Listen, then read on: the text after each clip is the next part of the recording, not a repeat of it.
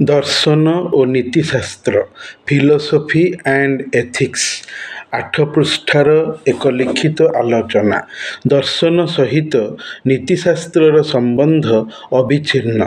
ଦର୍ଶନ କହିଲେ ଜ୍ଞାନଶାସ୍ତ୍ରକୁ ବୁଝାଏ।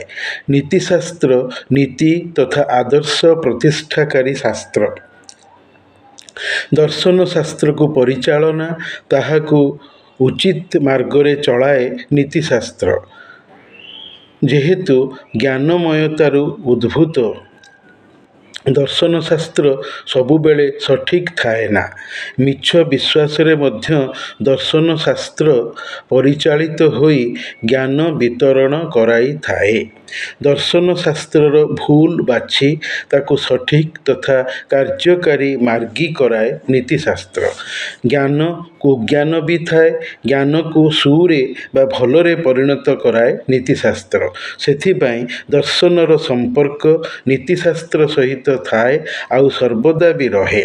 ଭାରତୀୟ ଦର୍ଶନ ଧର୍ମଭିତ୍ତିକ। ଆଉ ଭାରତୀୟ ଧର୍ମ ବିଭିନ୍ନ ସମ୍ପ୍ରଦାୟରେ ବିଭକ୍ତ। ମୂର୍ତ୍ତି ପୂଜା, ଈଶ୍ୱରଙ୍କୁ ଅନ୍ୟ ସହିତ ତୁଳନା ଏବଂ ସମକକ୍ଷ କରାଇବା ଚିନ୍ତାରେ ଭାରତୀୟ ଧର୍ମ ଏକେଶ୍ୱରବାଦର ସନାତନତା ବା ଶାଶ୍ୱତତା ହରାଇଅଛି। ପୁରାଣ ଗ୍ରନ୍ଥକୁ ହାତରେ ଲେଖିଛି ଏବଂ ବାରମ୍ବାର ନିଜସ୍ୱ ଢଙ୍ଗରେ ବଦଳାଇ ମଧ୍ୟ ଲେଖିଛି। ଫଳରେ ଈଶ୍ୱର ବିଶ୍ୱାସର ଧର୍ମର ଖାଣ୍ଟିପଣ ବଜାୟ ରହିପାରିନାହିଁ। ନାନାଦି କର୍ମକାଣ୍ଡ ବା ଧାର୍ମିକ ଧାରା ପଶି ଏକେଶ୍ୱରବାଦର ସନାତନ ଧର୍ମଟି ଅପମିଶ୍ରିତ, ଭେଜାଲ ହୋଇଯାଇଛି।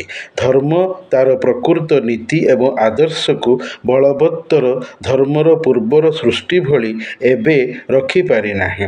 ଫଳରେ ଧର୍ମ ଭିତରେ ବିଶ୍ୱାସର ବିଭେଦତା ନେଇ ଦ୍ୱନ୍ଦ୍ୱ କନ୍ଦଳ ସୃଷ୍ଟି ହୋଇଛି। ଧାର୍ମିକ ପାଳନକାରୀ ମାନବ ସମାଜ ଧାର୍ମିକ ବିଶ୍ୱାସ ଓ ଅବିଶ୍ୱାସକୁ ନେଇ ସଙ୍କଟରେ ଦ୍ୱନ୍ଦ୍ୱରେ ପଡ଼ିଯାଇଛି। ମଣିଷକୁ ଧର୍ମୀୟ ବିଶ୍ୱାସ କ୍ଷେତ୍ରରେ ଭ୍ରମିତ ନିଜେ ଥାଇ ଅନ୍ୟକୁ ବି କରାଇ ପକାଇଛି। ଫଳରେ ଧାର୍ମିକ ବିଦ୍ୱେଷ ଓ ଘୃଣାଭାବ ପରିଦୃଷ୍ଟ ହୋଇ ଏକନିଷ୍ଠ ବିଶ୍ୱାସକୁ ନେଇ ପାଳନକାରୀ ଧର୍ମ ପ୍ରତି ହୋଇ ଉଠିଛି ବିମନା। ଫଳରେ ଧର୍ମୀୟ ପ୍ରଚାର ଭିତ୍ତିରେ ଧର୍ମ ବଦଳ ପ୍ରକ୍ରିୟା ମୁଣ୍ଡ ଟେକିଛି।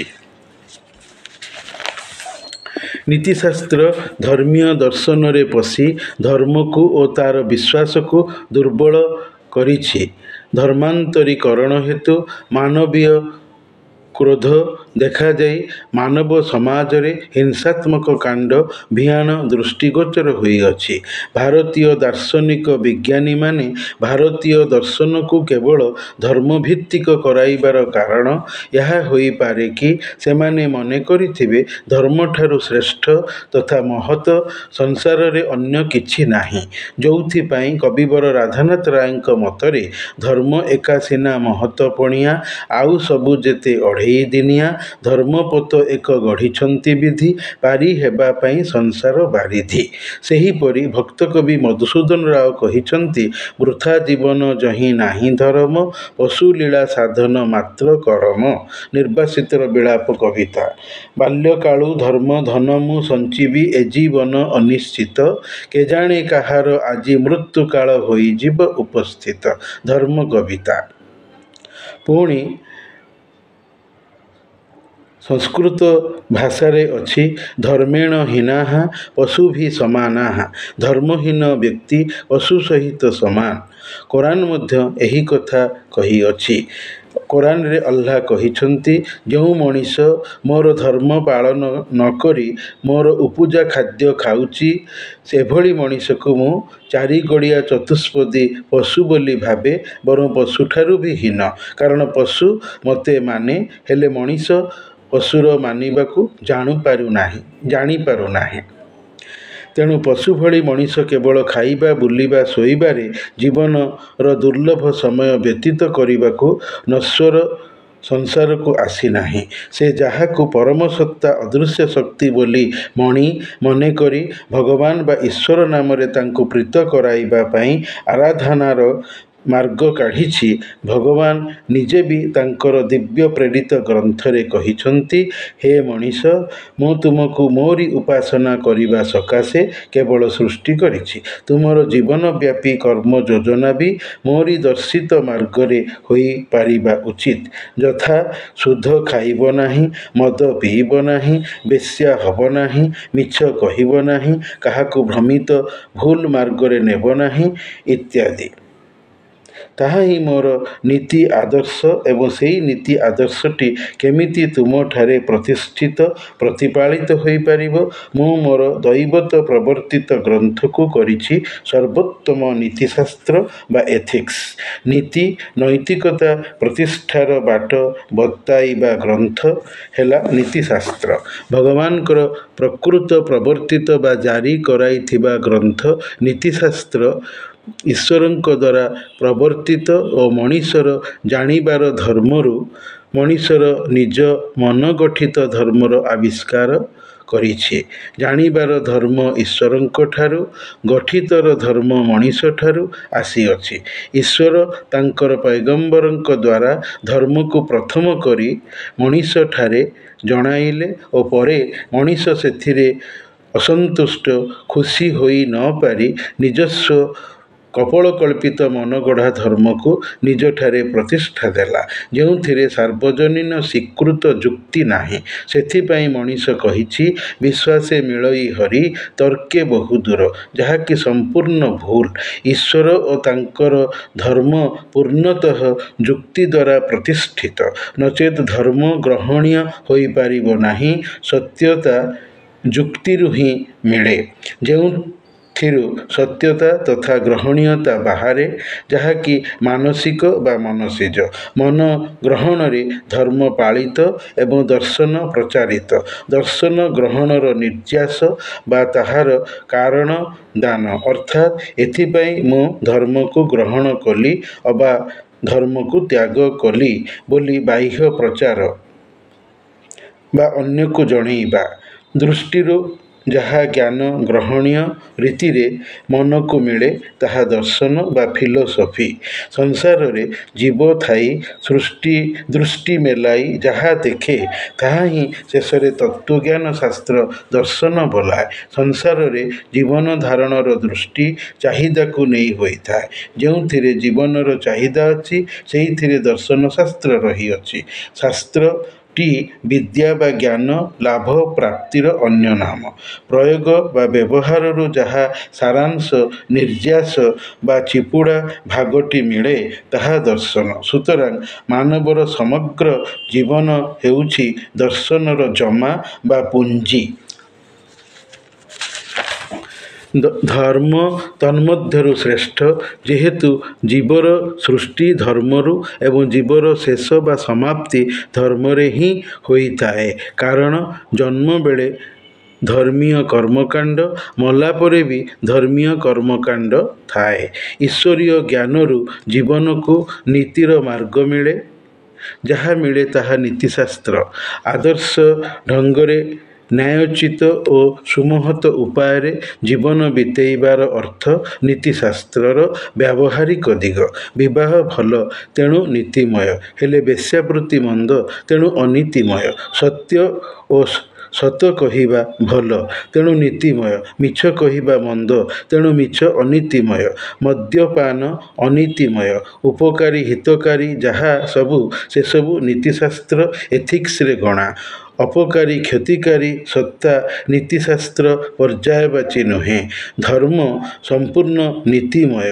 ଜୀବନ ପାଇଁ ଧର୍ମ ଗ୍ରହଣ ନିହାତି ଦରକାର, ନହେଲେ ମଣିଷ ମଲାପରେ ନର୍କଗାମୀ ହେବା ସୁନିଶ୍ଚିତ ବୋଲି କୋରାନରେ ଆଲ୍ଲାହ କହିଛନ୍ତି।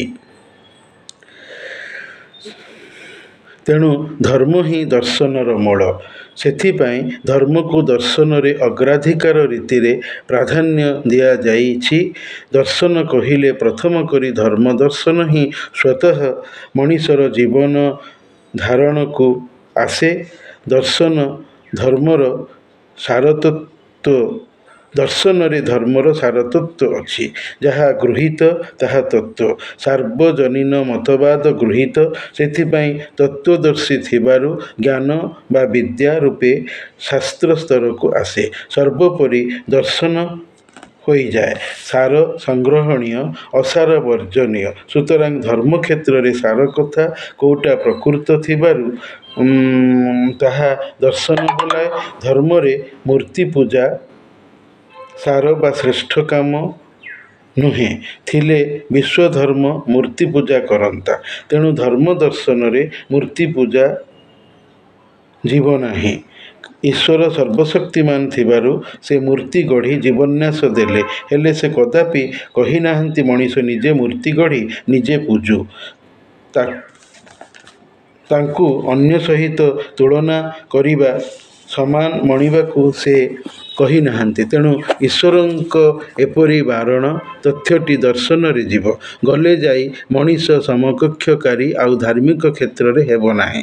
ମଣିଷ ଈଶ୍ୱରଙ୍କୁ ଶରୀର, ମନ ଓ କଥାରେ ମାନିବ। ତେଣୁ ଏହା ଦର୍ଶନରେ ଯିବ। ଈଶ୍ୱରୀୟ କାର୍ଯ୍ୟର ନାମ ଧର୍ମକୁ ଈଶ୍ୱରୀୟ ପ୍ରଦର୍ଶିତ ମାର୍ଗ ତଥା ପ୍ରଥାନୁଯାୟୀ କରି ଦର୍ଶନକୁ ଭାବନାରେ ବା ଚିନ୍ତନରେ ଧରି ରଖିଲେ ମଣିଷ ଦାର୍ଶନିକ ବା ଦ୍ରଷ୍ଟା ହୋଇ ଅନ୍ୟକୁ ବାଟ ଦେଖାଇବ। ଧର୍ମକୁ ଗୋଟିଏ ଜାଣିବ ଈଶ୍ୱରଙ୍କୁ ଜଣେ ଜାଣୁଥିବା ହେତୁ। ସୁତରାଂ ଈଶ୍ୱରଙ୍କୁ ଭାଗ ଭାଗ କରିବ ନାହିଁ। ସହଜରେ ଏସବୁକୁ ଦର୍ଶନ କୁହାଯିବ। ଦର୍ଶନ ଜୀବନର ମୂଳ। ନୀତିଶାସ୍ତ୍ର ଜୀବନ ଚାଳକ। କୌଣସି ଜିନିଷକୁ ଜଟିଳ କରିଦେଲେ ସେଥିରେ ଗୁପ୍ତତା ବା ଗୋପନୀୟତା ବା ରହସ୍ୟମୟତା ବା ଅବୁଝାପଣ ଚାଲି ଆସିବ। ଧର୍ମକୁ ଦର୍ଶନରେ ଫିଟିକିରି ପରି ସ୍ୱଚ୍ଛ ନିର୍ମଳ କରିବାକୁ ହେବ।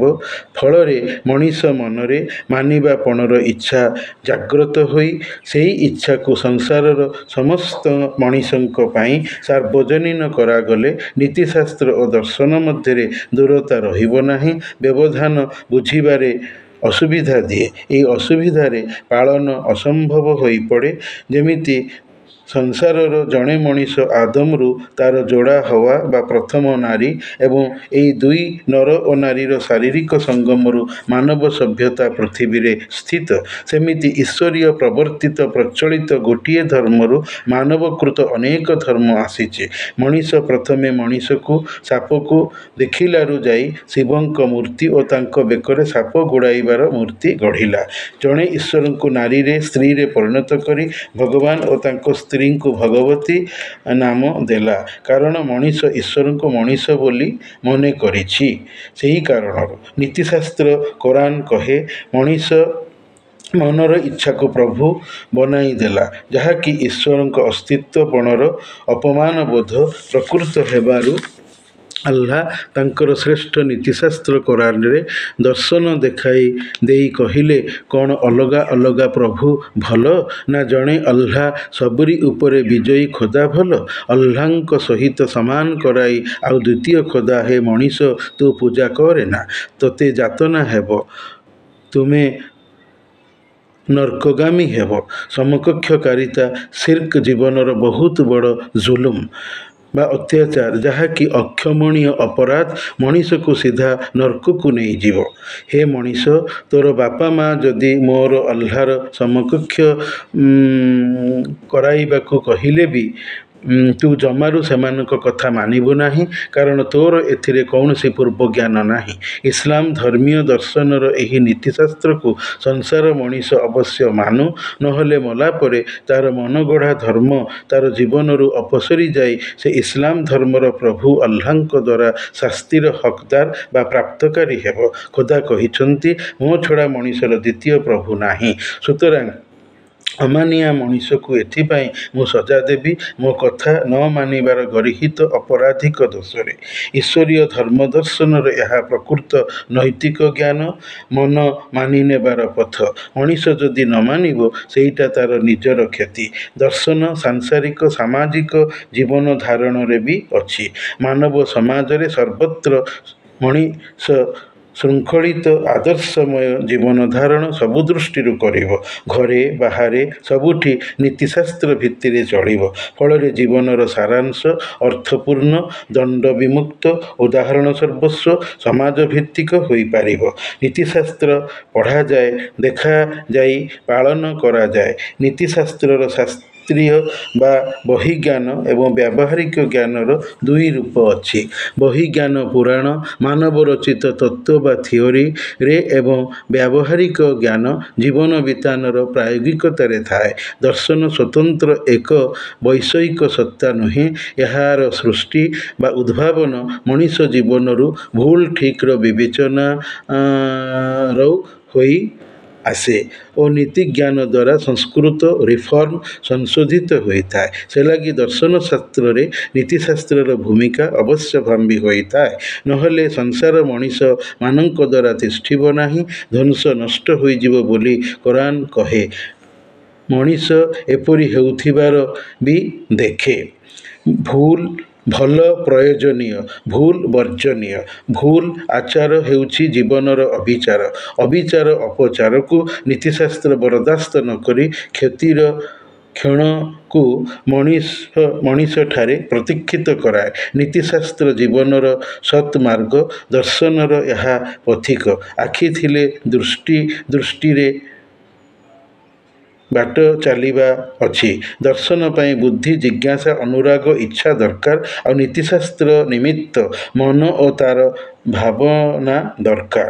ଏମିତି କରିବି କଲେ ମୋତେ କେହି ଦୋଷ ଦେବେ ନାହିଁ, ମୋର କିମ୍ବା ଅନ୍ୟର କ୍ଷତି ହେବ ନାହିଁ। ମାନିବା ଆସିବ, ଗ୍ରାହ୍ୟତା ବଢ଼ିବ। ସୂକ୍ଷ୍ମ ବିଚାରଶକ୍ତି ଥିଲେ ଦର୍ଶନ ଓ ନୀତିଶିକ୍ଷା ଯୁଗପତ୍ ହେବ। ଚିନ୍ତା ଦର୍ଶନକୁ ଜଗାଏ, ନୀତିଶାସ୍ତ୍ର ପାଳନ ଆଣେ। ଉପକାର ସୃଜେ ନିଜର ତଥା ସମାଜର। ଜୀବନର ପ୍ରତିଟି କ୍ଷେତ୍ରରେ ଦର୍ଶନ ଓ ନୀତିଶାସ୍ତ୍ର ଅଛି। ଧର୍ମରେ, ଅର୍ଥରେ, କାମରେ ଏବଂ ମୋକ୍ଷରେ। ଧର୍ମ ଧାରଣ, ଅର୍ଥ ବାହାରିବା, କାମ କର୍ତ୍ତବ୍ୟ ଓ କାମନା। ମୋକ୍ଷଟି ଅଶାନ୍ତିରୁ, ଜଞ୍ଜାଳରୁ, ବିପଦରୁ, ଆକ୍ରୋଶରୁ, ଅବିବେକତାରୁ ଏବଂ ନର୍କ ଯନ୍ତ୍ରଣାରୁ ହୁଏ। କାମରୁ ଏସବୁର ବାହାର। ଜୀବନ କାମମାନଙ୍କର ସମଷ୍ଟି। ଦର୍ଶନ ଚିତ୍ତବୃତ୍ତିଜ ଅନୁଭବ, ଆଉ ନୀତି ପାଳିବାର କୌଶଳ। ଏହାକୁ ଜ୍ଞାନଦାନ ଅର୍ଥାତ୍ ଜୀବନରେ ନୀତି ଓ ଆଦର୍ଶକୁ କେମିତି ଉପାୟରେ ପାଳନ କଲେ ମୋତେ ଏବଂ ଅନ୍ୟକୁ ବଞ୍ଚି ରହିବାର ବାଟ ସମାଜରେ ମିଳିବ, ଜୀବନ ସଫଳ ହେବ, ଏହି ଉପାୟ ଖୋଜିବାଟା ହେଲା ନୀତିଶାସ୍ତ୍ରର ଲକ୍ଷଣ। ଦର୍ଶନରେ ଜୀବନର ନୀତି ଅନୀତି ଥାଏ।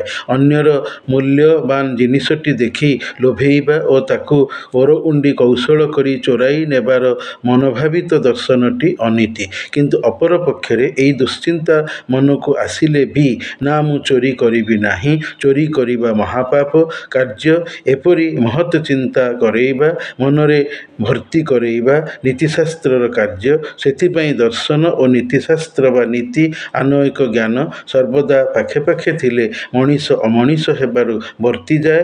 ଜୀବନ ପାଇଁ ଦୁହିଁଙ୍କର ଚାହିଦା ଅଛି। ତେବେ ଏ ପ୍ରକାର ଚାହିଦା କେତେ ଦୂରର ଅବା କେତେ ପାଖର ସେଇଟା ଦେଖିବା ହେଲା ସବୁଠୁ ବଡ଼ କଥା। ନହେଲେ ଦର୍ଶନ ନୀତିଜ୍ଞ ଅଥବା ନୀତିହୀନ ହୋଇଯିବ। ସୁତରାଂ ଦର୍ଶନ ସହିତ ନୀତିଶାସ୍ତ୍ରର ସମ୍ବନ୍ଧ ସେଲାଗି ବିଚାରରେ ରହିଅଛି, ଯଦ୍ୱାରା ଦର୍ଶନ ଜୀବନ ପାଇଁ ଲାଭଦାୟକ ହୋଇପାରିବ। ଲାଭପ୍ରାପ୍ତି ଜୀବନର ମହତ୍ ଅର୍ଜନ, ଯୋଉଥିପାଇଁ ଜୀବନ ତା'ର ନିଜସ୍ୱ ସୃଷ୍ଟିରେ ସାର୍ଥକ ହୁଏ। ଜୀବନ ଧନ୍ୟ ହୋଇଗଲେ ସେଥିରୁ ଉତ୍ପନ୍ନ ସଂସାର ବି ଧନବାନ ହୋଇଯିବ, ଏଥିରେ କୌଣସି ସନ୍ଦେହ ନାହିଁ। ସୁତରାଂ ଦର୍ଶନ ଓ ନୀତିଶାସ୍ତ୍ର ସ୍ୱତନ୍ତ୍ର ଚାହିଦାରେ ସଦାସର୍ବଦା ରହିଛନ୍ତି। ଦୁହିଁଙ୍କ ଭିତରେ ଭ୍ରମିତ ଉପାଦାନ ସଜଡ଼ା ସ୍ଥିତିବାନ ହୁଅନ୍ତି। ମୂର୍ତ୍ତିପୂଜା ଦର୍ଶନର ଭ୍ରମିତ ଉପାଦାନ।